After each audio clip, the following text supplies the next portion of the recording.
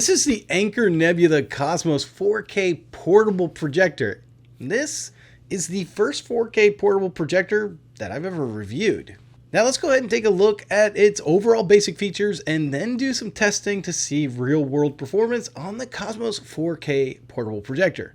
Now this really is all designed around portability and allowing you to use this projector anywhere you want. And that's very apparent when we first open up the box. As we unbox this, you're going to see that it has a built-in handle right on top for ease of use and carrying. And one of the things that I also found really appreciative about this is that the power supply is built into the actual projector itself. But of course, that's only one aspect of portability. In order for it to be a true portable projector, it's got to have things like a built-in OS. And in this case, it does have Google TV built in. Now, when I turned this on, I was a little disappointed to find out that some of my favorite apps couldn't be found. Things like Plex and formerly Vudu, now known as Fandango Movies, I couldn't install on it. But that's when I remembered that Google TV, I could easily go to my computer and send the app to the actual projector. And sure enough, when I did that, it did install both Plex and Vudu or Fandango Movies right on the projector. And that's really neat because it allows me to add any of the apps that might not be available right on the projector out of the box. Now, when you have a portable projector, you want to be able to bring this anywhere, whether this be outside or inside, and being able to set up to a screen quickly is very important. This will automatically avoid obstacles and try to center your picture on whatever projector screen or wall that you have without you having to do anything. And I found it to do a pretty decent job if I was pretty close to being centered on the screen. So there is a little bit of setup in here, but it's a lot easier than having to manually adjust this all by yourself. Now, because this is portable, you don't always want to have a screen to put this on. You might want to just use a wall inside your room or a barn or something outside, and that's not always going to be painted white. Thankfully, Anker thought about this and they put a feature in here called wall color adaptation. Now, when you project this onto a wall, what it's going to do is it's going to adapt the colors to that particular wall. So here I am inside my game room and I have just a normal wall. And here you can see how good of a job it did. And honestly, this wall color adaptation is really neat. And for a portable projector, just allowing you to be able to bring this from room to room and not have to worry about having a screen with it is a really big deal on a portable projector. Now, another important thing about a portable projector is its sound. One of the things that I really appreciate about Anker is they put speakers on both sides of the projector. This makes the projector not only loud, but it allows you to be able to sit pretty much anywhere except maybe directly behind it and get really good sound out of it. I really wish more portable projectors would care about sound. Unfortunately, that just has not been the case.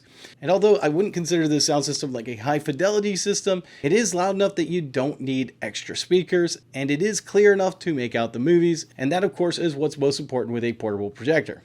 Now, the last thing that they really cared about is brightness, and this thing is really bright. They claim about 1800 ANSI lumens, and if you take a look inside this room, you can see that the light is reflecting off of my walls and off of my ceiling, and that's because this thing is just very, very bright. I've been really impressed with how bright this is. Let's talk a little bit about the gaming performance. It has to have a low enough input lag that when we press a button on the controller, it actually happens on the screen. Now, they claim up to 19 milliseconds.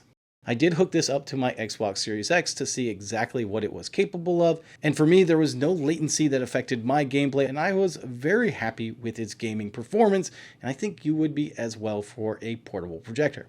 Now, for those of us who really want to know the nitty-gritty, what is its actual performance numbers, that's what we're going to go over next. Let's take a look at where this really shines and where this struggles. This projector looks best when you have a brighter, vibrant image on the screen. Things like cartoons, Cars, Big Hero 6, WALL-E. And that makes a lot of sense because that dual light engine, it has that laser and LED light source that really bring out these bright, vibrant colors. And some of this also has to do with their Nebula Master Engine. Now, this Nebula Master Engine is something new to them, but this is supposed to help the projector look even better. And this is an actual color profile you can choose on the projector. Anker describes the Nebula Master as this: it should give you brighter highlights and deeper shadows. Our Nebula Master engine enhances detail in every scene by identifying highlights and shadows and using Gamma 2.2 standard curves to adjust contrast dynamically for unparalleled detail. So I wanted to test that one out first, and I was getting very close to the Gamma 2.2 curve of what they said. I was actually getting Gamma 2.1. Keep in mind that that difference could very easily just be the screen that I am using. Now, they do claim a color gamut of 123% of Rec. 709, and I was able to measure right around 122%. Once again, that difference could easily be explained by my testing environment, such as the screen that I'm using and the room that I'm in. I was actually very impressed that I was very close to that. Now, the color accuracy, though, it wasn't very accurate at all. I was a little disappointed with that. In fact, the white balance was way off. It was closer to blue instead of that D6500, which I personally appreciate. Now, having said that, I kind of understand why they have that white balance as bright as it does. With that bluer light, it does cut through ambient light much easier. Since you don't really know where this portable projector is going to be, and most likely it's not going to be a completely light controlled environment, I understand and kind of appreciate why they did that.